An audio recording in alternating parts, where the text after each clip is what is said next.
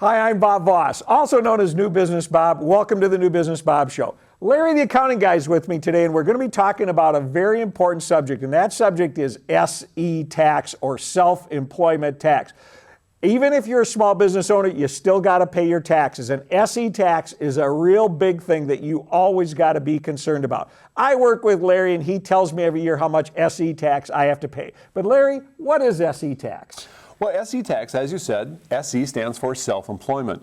You fill out Form SE, Schedule SE on your tax return. There's actually a form called SE? There's Schedule SE. Yep. Okay. Yep.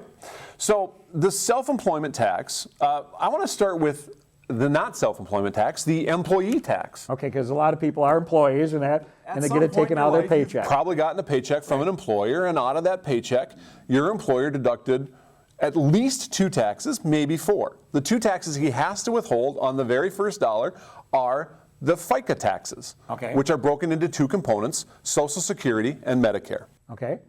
By the way, what does FICA stand for? Federal Insurance something.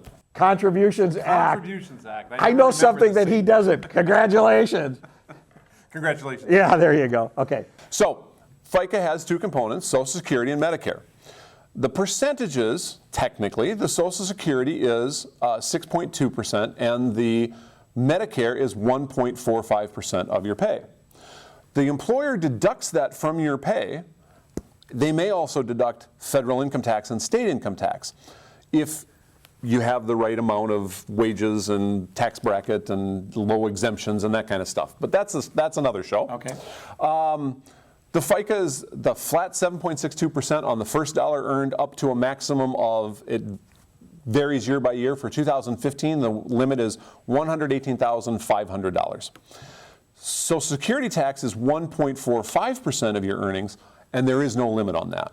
Okay. That's what happens when you're an employee, and that's all you see when you're an employee.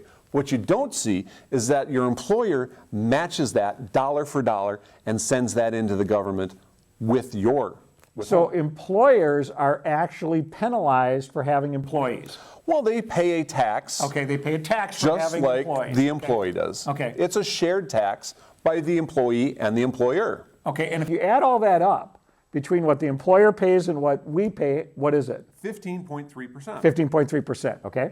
Which, when you become self-employed, you are both the employee and the employer. Guess what? You have to pay the whole 15.3%. The whole 15.3% you get to pay. And that's self-employment tax. That's self-employment tax. Okay, and you have to pay that on this separate form. But self-employment tax is not based on what you sell, right? Correct. What's it based on? It's based on what you make, your net income. Okay, and could you define net income for us? Well, that's a little bit of a tricky situation depending upon what type of business entity you are. Okay. Okay? If you're not a corporation, take everything that you made for your income, deduct all your business expenses, that is your net income, whether you took any pay or draw or salary, whatever you want to call it, doesn't matter. What your business makes is subject to self-employment tax. Could we say that whatever the business makes in profit is you have to pay self-employment tax on that? Net profit is self-employment tax at 15.3%. Yes. Okay. That's the rate that's applied, but there's some math involved. So the net effective rate, what I tell my clients, plan on 14.2%. Okay, but that's after you've written off all your expenses, all your mileage, all this other sort of stuff. That's what you're paying, the 14 point whatever. 14.2. Okay, and that's what self-employment tax is. That's what self-employment tax is. Now, are there ways of not paying self-employment tax legally? Legally. Legally, you cannot pay. You can limit the amount of self-employment tax. If you are a corporation or an S corporation, you can break those net profit into wages and distributions. Okay, that's a whole nother topic. That's a whole nother topic. But you can't do that with an LLC, right? Not an LLC, a partnership, a sole proprietorship. You have to be a corporation or an S corporation. Okay. With an exception. We're talking about the IRS. There's always an exception.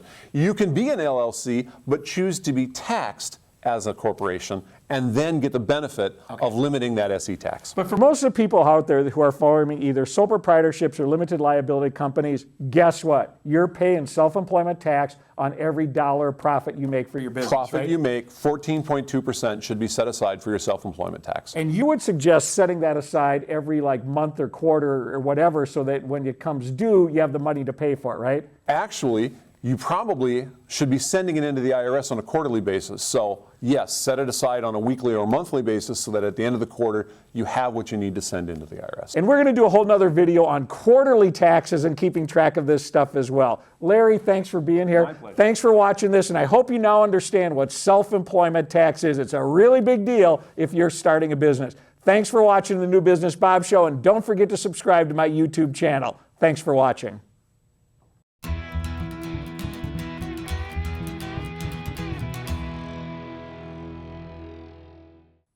Ooh, the best place to get learning for being a new business owner is the New Business Bob Show. Thanks for watching.